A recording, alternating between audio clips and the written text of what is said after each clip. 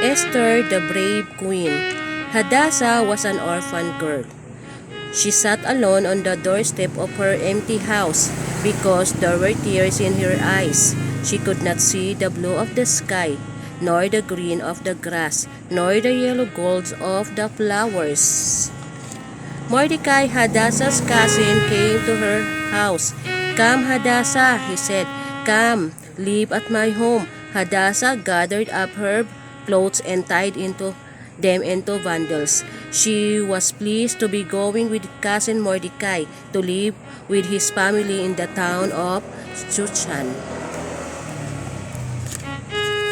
Mordecai and Hadassah walked along the dusty road.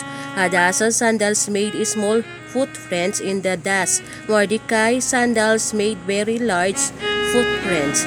Now Hadassah could see the blue of the sky, the green of the grass, and the yellow gold of the flowers, because no longer were there tears in her eyes.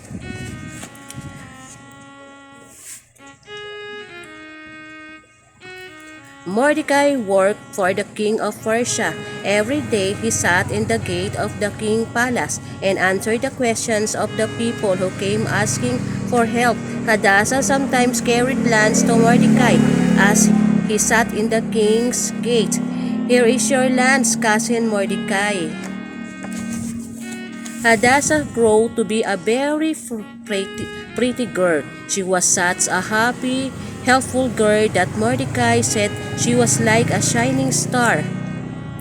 "No longer shall your name be Hadassah, it shall be Esther, which means a star." Esther liked her name.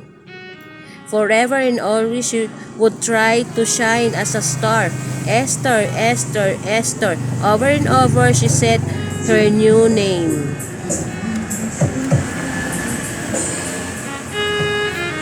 Now it happens that the king of Persia was planning to choose a queen.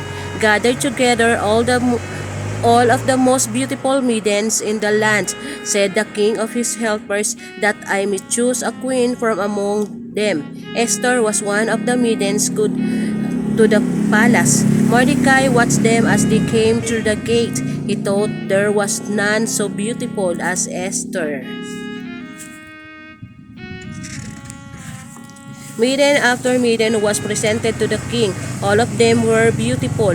But when the king saw Esther, the shining star, he said, "Esther shall be queen." With her own hands, the king placed a crown on Esther's head, a golden crown with pearls.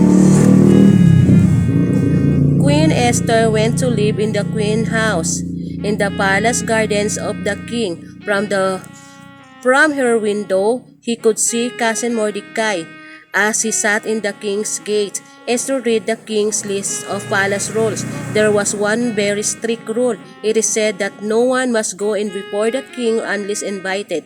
If anyone did go in without being invited, the person would be put to death unless the king held out the golden scepter to him.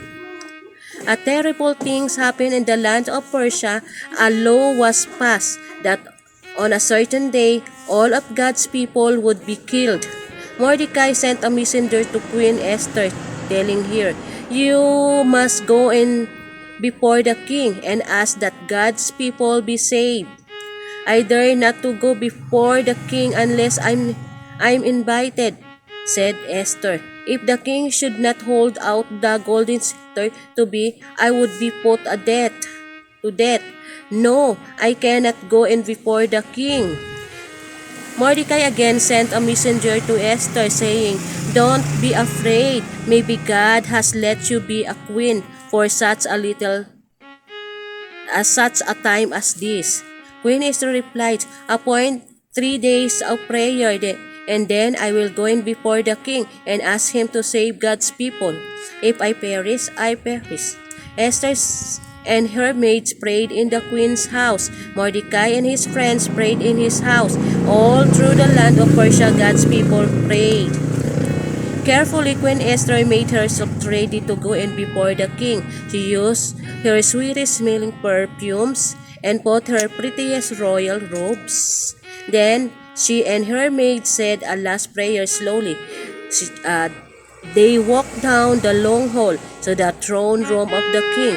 The king heard someone coming. He he would dare to come before her uninvited.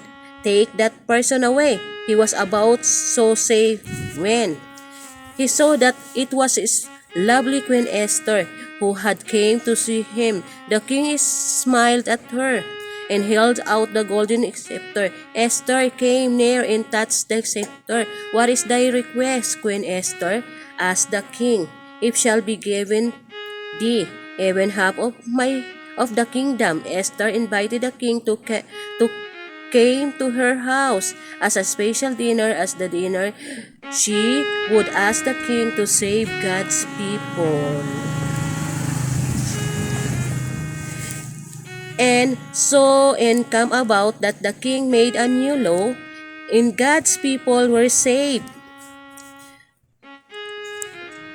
Messenger, some of mules, some of camels, other in horses, still others on foot, raced through the land, spreading the glad news. God's people shouted for joy.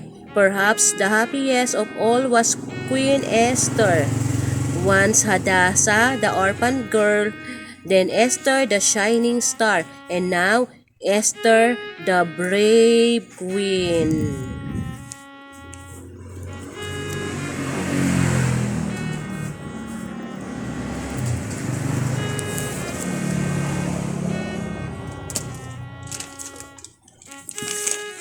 In Deuteronomy 31 verse 16 said, Be strong and of a good courage, fear not, nor be afraid of them, for the Lord your God, He it is that does go with you. He will not fail you, nor forsake you.